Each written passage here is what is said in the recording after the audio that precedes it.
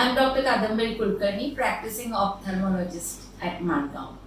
We are amidst a pandemic which started 1.5 years ago. First wave we managed to sail through fairly well. Second wave was terrible. It's like tsunami. And there is a fear of third wave in the pipeline. IIM Madgaon is creating awareness about post-COVID consequences by making small video clips. We are here as a part of that. In fact, today we are going to have a dialogue about mental health.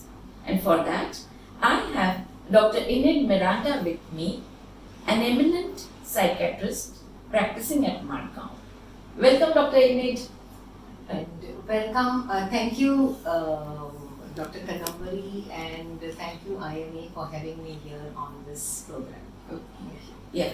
See, I read the other day that WHO has declared mental health disorder as a shadow pandemic. Now, pandemic, we know the magnitude is so large, so shadow pandemic is equally large. Now, what do you have to say about this? Is it really large?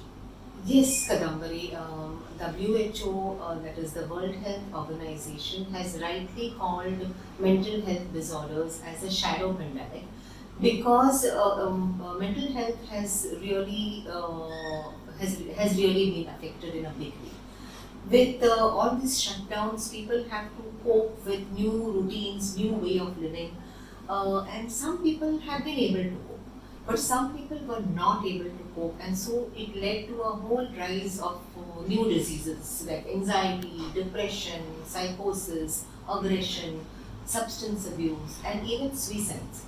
We lost a lot of lives to suicide during that. So that means, some could cope up, some could compensate to change environment, to adjust, but some could not.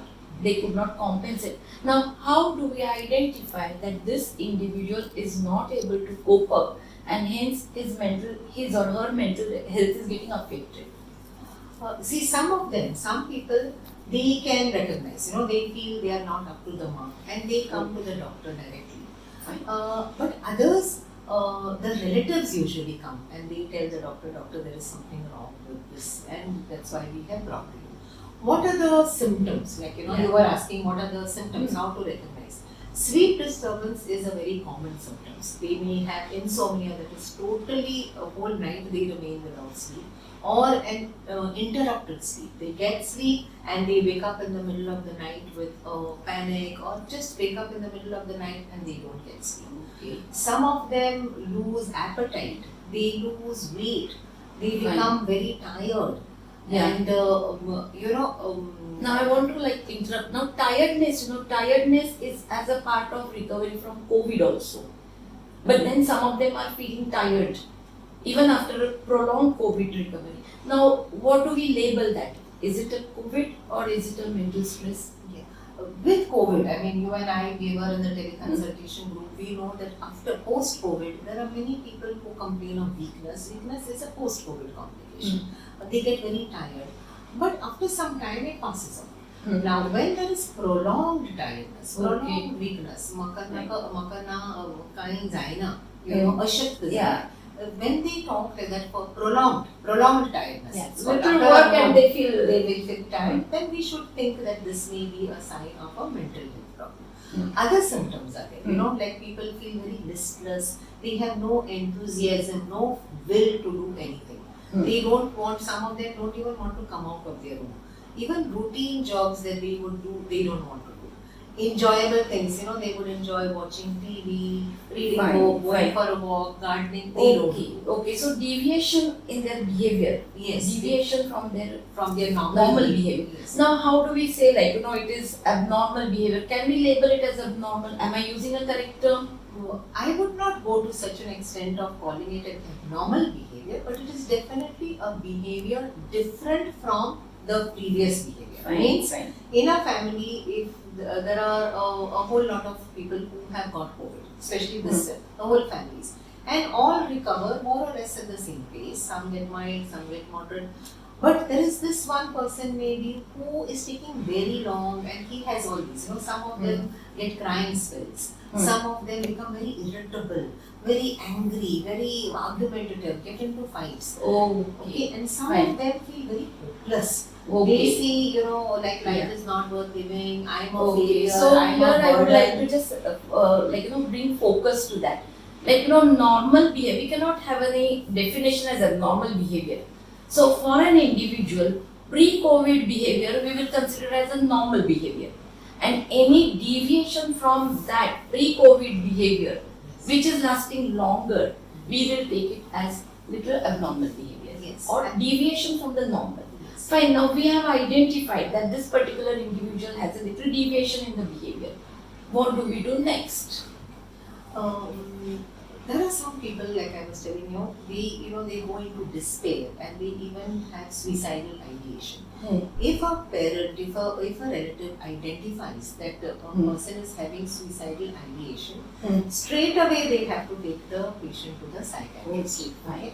While if they have noticed other things, tiredness, irritable, and they can suggest to the person, Okay. they can talk to them, or they can go talk to a counselor. There are a lot of counseling centers which have started now. They are free, available. So take the help of those counseling centers and go and speak out your Okay, problems. so here I would like to say, these are people who are onlookers. The relatives are going to identify. Yes. But some of the viewers who are watching our video clips, and they themselves, youngsters, are feeling, okay, this is change in behavior in myself. For them, I would suggest reach out to someone. Yes. Reach out to your friends, reach out to your dear ones or relatives, talk to your own doctor or whatever, But don't stay at home quiet.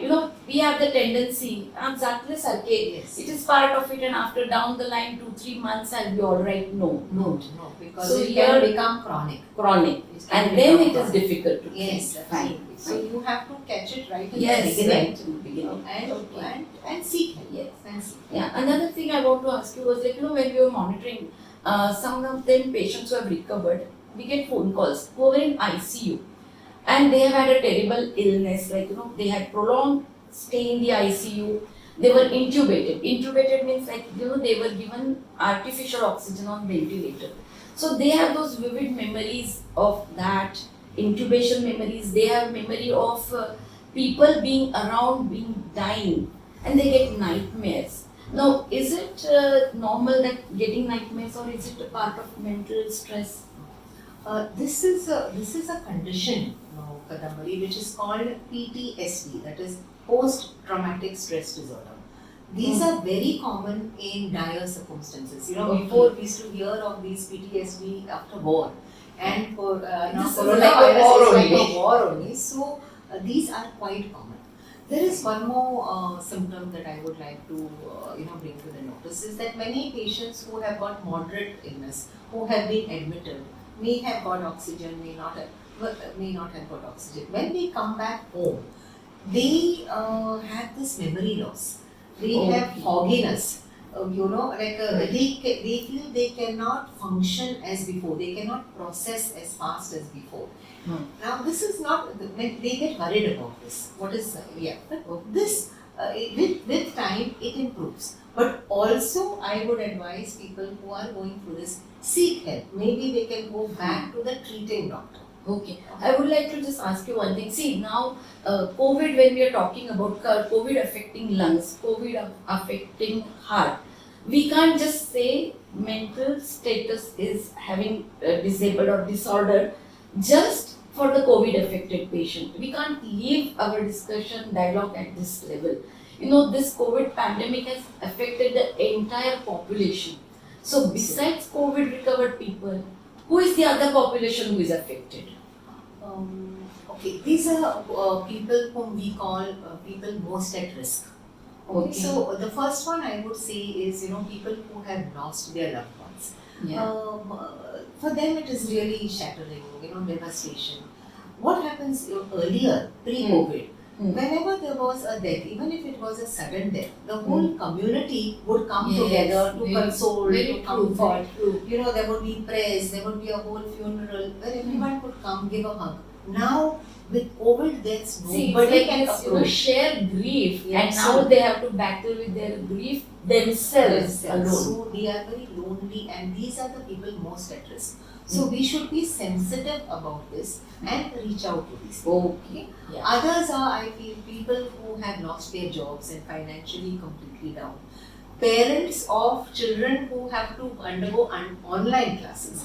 That is, I think that's going to be another video clip altogether. Yes, online Yeah. classes is Yeah, a whole yeah. new, stressful yes. for children, Children as well as the for parents. mothers, parents. There is Okay. another is people who are looking after disabled people. They used to take them for physiotherapy, occupational therapy. Now those centers have stopped. So caretakers of physically and mentally Yes. disabled, those are also at risk. You had mentioned about youngsters, Yes. So I would just like to say something about this. Yes. These youngsters, what happened? I've noticed also, they had got admissions in universities, overseas universities, and because of borders closed, they could not go to the university, though the admission was in hand.